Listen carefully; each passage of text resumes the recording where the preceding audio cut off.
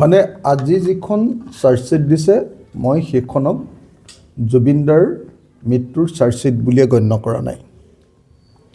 মই ভাবোঁ যে আজিৰ যিখন চাৰ্জশ্বিট দিছে এইখন হ'ল হিমন্ত বিশ্ব শৰ্মাৰ 2026 চনৰ নিৰ্বাচনী প্ৰচাৰৰ এখন ইস্তাহাৰ।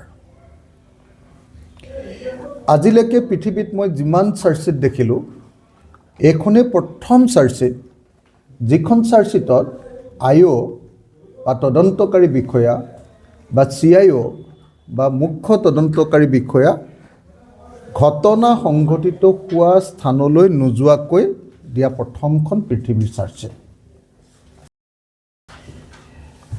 ইয়াত 7,000 পৃষ্ঠাৰ যে আপোনাৰ কাগজ দিছে বুলি কৈছে, 7,000 পৃষ্ঠা আৰু কিমান পৃষ্ঠা কিমান ডকুমেণ্ট দিছে বুলি ক'লে, 3,000 নে কিমান নে 3500 নে কিমান ডকুমেণ্ট দিলে বুলি ক'লে, 3500 ডকুমেণ্ট বুলি ক'লে। এইচব একো ডকুমেণ্ট একো নহয়। মই একদম ক্লিয়াৰলি আপোনালোকক কৈছোঁ যে যি তদন্ত প্লেচ অফ অকাৰেঞ্চ বা য'ত ঘটিছে তালৈ নোযোৱাকৈ কৰা তদন্ত, সেই তদন্তই পৃথিৱীৰ কোনো কেছতে কেতিয়াও কোনো মানুহক ন্যায় দিব নোৱাৰে। জুবিনদাৰ মৃত্যু ঘটিছে ছিংগাপুৰত, তদন্ত কৰিছে দিছপুৰত। জুবিনদা যিখন সাগৰৰ পানীত ডুবি ঢুকালে সেই সাগৰৰ পানীটোপাও চাবলৈ যোৱা নাই এতিয়ালৈকে আইঅ'এ।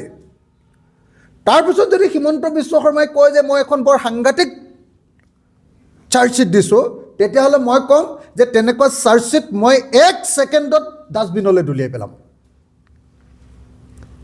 মই বাৰম্বাৰ কৈ আছিলোঁ যে ঠিক আছে, ফাৰ্ষ্ট পেজৰ চাৰ্জশ্বিট এখন দি দিয়া।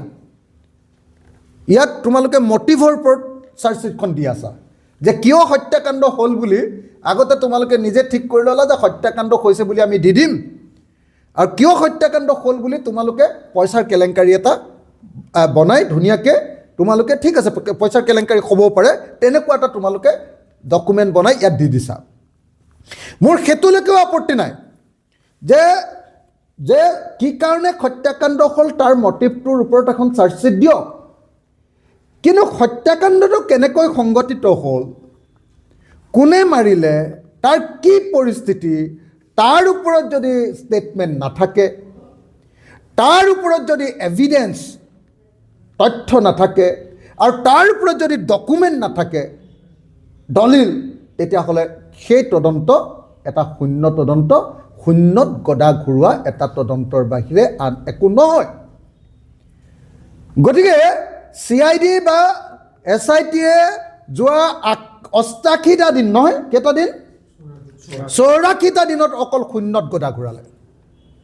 ইয়াক কয় শূন্যত গদা ঘূৰোৱা বুলি অসমীয়াত কয়।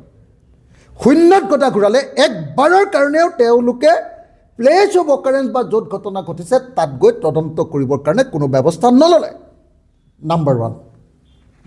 নাম্বাৰ 2, মই বাৰম্বাৰ কৈ আছোঁ যে ভাৰতবৰ্ষৰ BNSS 2023-এ 112 নম্বৰ যিটো ধাৰা তাত স্পষ্টকৈ কৈ দিছে যে বিদেশত ঘটনা ঘটিলে আমি নিশ্চিতভাৱে কোৰ্টৰ জৰিয়তে লেটাৰ্ছ ৰেগুলেটৰী পঠিয়াইহে কেৱল তদন্ত কৰিব পাৰিম আৰু তথ্য আনিব লাগিব। হিমন্ত বিশ্ব শৰ্মাই মোক উত্তৰ দিলে বিধানসভাত, বোলে নহয় আমি MLATৰ জৰিয়তে আনিলেও হৈ যাব। কিন্তু চেন্নাই কোৰ্টে স্পষ্টকৈ কৈ থৈছে যে MLATৰ জৰিয়তে আনিলে নহ'ব, MLAT থাকিলে বস্তু আনিব পাৰিব, কিন্তু সেইটো আনিব লাগিব কোৰ্টৰ জৰিয়তে। এতিয়ালৈকে ছিংগাপুৰৰ পৰা তেওঁ কৈছে যে নাই আমি ছিংগাপুৰৰ পৰা গভৰ্ণমেণ্টৰ পৰা অনা তথ্যৰ জৰিয়তে আমি এইটো প্ৰমাণ কৰি দিম। আৰে ছিংগাপুৰ গভৰ্ণমেণ্টে কৈছে যে জুবিন গাৰ্গৰ মৃত্যুটো হত্যাকাণ্ড নহয়। ছিংগাপুৰ গভৰ্ণমেণ্টে কৈছে যে জুবিন গাৰ্গৰ মৃত্যুত কোনো ধৰণৰ ফাউল প্লে নাই, কোনো ধৰণৰ বেমেজালি, কোনো ধৰণৰ কেলেংকাৰী নাই, সেইটো এটা স্বাভাৱিক মৃত্যু। আৰু তাৰ পাছত কৈছে যে ছিংগাপুৰৰ তথ্য আনি, ছিংগাপুৰ চৰকাৰে দিয়া তথ্য দি, ছিংগাপুৰ চৰকাৰে দিয়া এভিডেন্স দি আমি এইটো হত্যাকাণ্ড বুলি প্ৰমাণিত কৰিম। ইয়াতকৈ আৰু আভুৰা ভৰা ঘটনা কেতিয়াবা ঘটনা ঘটিছে? পৃথিৱীৰ মোক এটা গোচৰৰ নাম কওক যিটো গোচৰত এতিয়ালৈকে প্লেচ অফ অকাৰেঞ্চত তদন্ত নকৰাকৈ চাৰ্জশ্বিট দিয়া কৈছে। এইটোৱে অসমৰ জুবিন গাৰ্গৰ কেছটোৱে একমাত্ৰ পৃথিৱীৰ ঘটনা য'ত চাৰ্জশ্বিট দিয়া হৈছে অথচ IO আৰু CIO এতিয়ালৈকে ঘটনাস্থলীলৈ যোৱা নাই। গতিকে মই কৈ দিছোঁ, আপোনালোকক স্পষ্টকৈ কৈছোঁ যে জুবিন গাৰ্গৰ হত্যাকাৰীবিলাকক বচাবৰ কাৰণেহে আজি চাৰ্জশ্বিট দিয়া কৈছে। জুবিন গাৰ্গৰ হত্যাকাৰীক ফাঁচি দিবৰ কাৰণে বা জুবিন গাৰ্গৰ হত্যাকাৰীক যাৱজ্জীৱন কাৰাদণ্ড দিবৰ কাৰণে আজি চাৰ্জশ্বিট দিয়া কোৱা নাই। সেইকাৰণে মই বাৰম্বাৰ কৈছোঁ যে এই চাৰ্জশ্বিট জুবিন গাৰ্গৰ হত্যাকাৰীক ধৰিবৰ কাৰণে চাৰ্জশ্বিট নহয়, এই চাৰ্জশ্বিট হ'ল হিমন্ত বিশ্ব শৰ্মাই 2026 চনৰ নিৰ্বাচনত যাতে গাঁৱৰ পৰা খেদা নাখায়, বিজেপিয়ে যাতে গাঁওবিলাকৰ পৰা খেদা নাখায়। জুবিন গাৰ্গ আমাৰ আটাইতকৈ জনপ্ৰিয় শিল্পীজনক তেওঁলোকৰ দিনত হত্যা কৰালে, মাৰালে, বিজেপি চৰকাৰৰ দিনত মাৰালে। আৰু মৰোৱাৰ পাছত এতিয়া তেওঁলোকে তদন্ত নকৰে। সেই কথাটোৰ কাৰণে যাতে 26 চনৰ নিৰ্বাচনত হিমন্ত বিশ্ব গ'লে যাতে গাঁওবিলাকৰ পৰা খেদি নিদিয়ে, তাৰ কাৰণে মিছাকৈ এখন চাৰ্জশ্বিট তৈয়াৰ কৰিছে, ভুৱা 2 নম্বৰী চাৰ্জশ্বিট।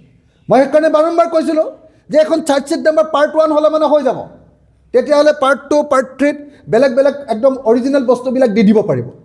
কিন্তু মুখ্যমন্ত্ৰীয়ে কালি ঘোষণা কৰি দিলে নহয় যে এতিয়া আৰু আমাৰ আজিৰ পৰা 12 তাৰিখৰ পৰা কাম শেষ, চাৰ্জশ্বিট আমি দি দিলোঁ, আমাৰ আৰু একো কৰিবলগীয়া নাই, অসম চৰকাৰ অসম পুলিচৰ একো কাম কৰিবলগীয়া নাই, এতিয়া কোৰ্টে কেৱল শাস্তি দিলে হ'ল।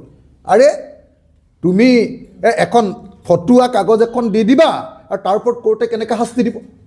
তুমি 2 নম্বৰী এটা ডকুমেণ্ট দি দিবা, তাৰপিছত কোৰ্টে কেনেকৈ শাস্তি দিব?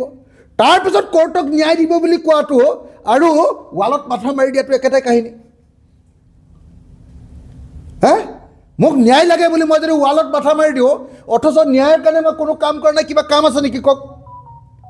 গতিকে হিমন্ত বিশ্ব শৰ্মা হ'ল তেনেকুৱা ধৰণৰ এজন মুখ্যমন্ত্ৰী যিজনে জুবিন গাৰ্গৰ মৃত্যুটোক লৈ গোটেই জীৱনত খেলা কৰিছে, ৰাজনীতি কৰিছে। আজিৰ সেইকাৰণে যিখন চাৰ্জশ্বিট দিছে, এই চাৰ্জশ্বিটখনৰ ওপৰত অসমৰ মানুহে কোনেও বিশ্বাস কৰিব নালাগে। এইখন হ'ল হিমন্ত বিশ্ব শৰ্মাৰ 2026 নিৰ্বাচনৰ এখন ইস্তাহাৰ। এইখনত 26ত যাতে খেদা নাখায় গাঁৱৰ পৰা, যেনেকৈ কা আন্দোলনৰ সময়ত খেদা খাব খুজিছিলে, ঠিক তেনেকৈ এই জুবিন গাৰ্গৰ মৃত্যুৰ কাৰণে যাতে খেদা নাখায় তাৰ কাৰণে বনোৱা এখন কি ক'ব মিথ বা কল্পকাহিনী বা সাধু কথাৰ এখন কাহিনী হ'ল আজি দিয়াৰ চাৰ্জশ্বিটখন।